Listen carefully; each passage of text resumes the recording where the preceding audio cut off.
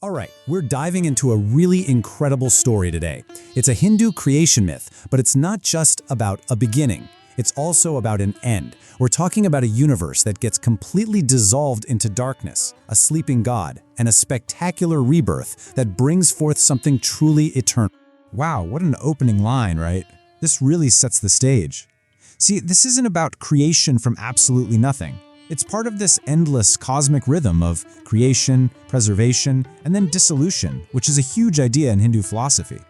Just try to picture it, a total, complete void where everything you could possibly imagine is just gone. So what does this end of everything actually look like?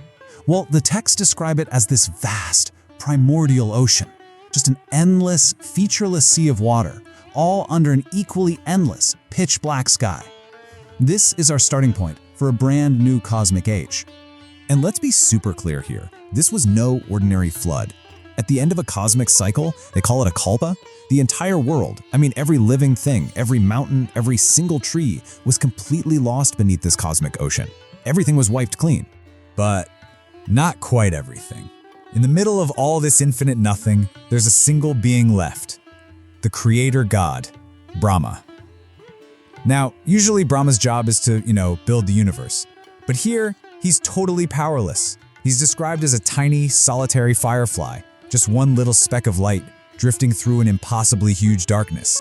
And he wanders like this for what feels like an eternity, 1,000 divine years. That amount of time is really meant to make you feel the sheer scale of this emptiness and just how utterly alone he was before anything new could ever happen. So after a whole millennium of just drifting, something finally changes.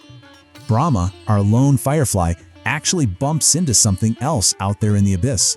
And this is the turning point for the whole story. He stumbles upon the Supreme Lord Parameshwara.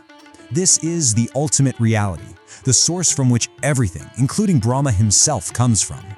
And Parameshwara is in this deep cosmic sleep, taking the form of a giant tortoise, an avatar that's famous for providing stability and support for the whole cosmos. Can you just imagine that moment?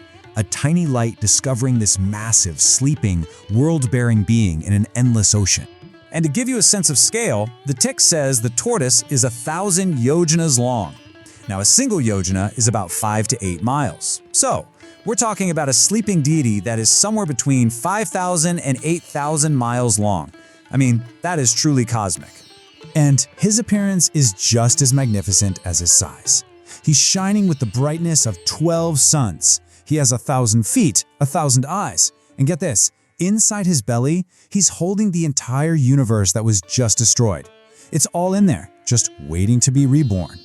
Brahma, realizing what he's found, starts reciting these sacred hymns, basically begging the sleeping Lord to wake up. He's crying out, the cosmic night is over. It's time for the day to begin. He is literally asking God to wake up and press the reset button on the universe. And with that plea, we hit the climax of the story. The sleeping Lord begins to stir, and as he awakens, reality itself just explodes back into existence. The rebirth happens in 3 basic steps. First, the Lord wakes up. Second, he literally ejects the 3 worlds. That's heaven, earth, and the netherworld, which he had swallowed to keep them safe. And third, from his own body, all forms of life just pour out to populate this brand new cosmos. And the sheer diversity of the life that comes out is just astounding. It's not just one kind of being. You've got gods, celestial musicians, powerful demons, mythical serpents. Even the sun, moon, and planets themselves come directly from the Lord's body. The universe is instantly and completely repopulated. So now the universe has been remade, and the Lord takes a moment to just look over his creation. And right in the middle of this huge cosmic spectacle, his attention is drawn to something very specific and very beautiful that's taking shape in the new ocean. He sees the world all reformed. He sees the great mountains like the Himalayas, the different continents, the 7 great oceans. Everything is back where it's supposed to be. But then, he sees something new. Standing on the very same cosmic tortoise that he had just been sleeping on is a divine woman of incredible beauty, and she wasn't there before. The way she's described is so vivid. Her skin is dark, like a rain cloud full of life-giving water. Her eyes are large and beautiful, Like lotus petals, she's covered in gorgeous clothes and jewelry. She is the very image of divine, natural beauty. So who is this mysterious woman? Well, her origin is the whole key to this myth, and it tells us something really unique about her place in this new world. This divine lady is the sacred river Narmada, personified. And the very first thing she does when she appears is raise her arms and sing praises to the Lord who just remade the cosmos. She is literally born from creation, and her first act is one of pure gratitude. And this right here is the most important part of the whole story. Every other being, the gods, the demons, humans, all of them, they all perished in the cosmic flood and had to be recreated. But the river Narmada, she didn't. She was not destroyed. She wasn't dissolved into that primordial ocean. So why? This quote from the text explains everything. It says she is eternal because she was born of the body of Mahadeva, another name for the Supreme Lord.